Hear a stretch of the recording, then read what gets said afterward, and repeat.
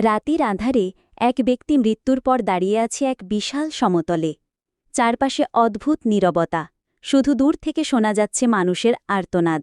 হঠাৎ দূরে এক ফেরেশতা এসে বলল, চলো, তোমার হিসেব হবে।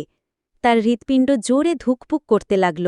হিসেবের খাতায় তার জীবনের সব লেখা, প্রতিটি মিথ্যা, প্রতিটি অন্যায়, প্রতিটি গোনাহ।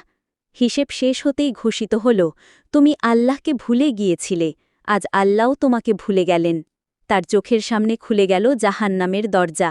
আগুনের শিখা আকাশ ছুঁয়েছে, আর তার ভেতর থেকে আসছে অসহায় মানুষের চিৎকার। আগুন এতই তীব্র যে দূর থেকেও চামড়া ঝলসে যাওয়ার মতো অনুভূতি হয়। সে কাঁদতে লাগল, চিৎকার করে বলল, হে আল্লাহ, আমাকে একবার দুনিয়ায় ফেরত পাঠান। আমি নামাজ পড়ব, আমি সৎ হব, আমি আপনার পথে চলব। কিন্তু ফেরেশতা কঠোর কণ্ঠে বলল, আজ আর ফেরার কোনো সুযোগ নেই। দুনিয়া ছিল পরীক্ষার হল, আর আজ ফলাফলের দিন। তারপর তাকে জাহান্নামের দিকে টেনে নিয়ে যাওয়া হলো। আগুনের ভেতর ঢোকার সাথে সাথে সে অনুভব করল, এটি শুধু আগুন নয়, এটি অনন্ত অনুশোচনা, যা কখনো শেষ হবে না।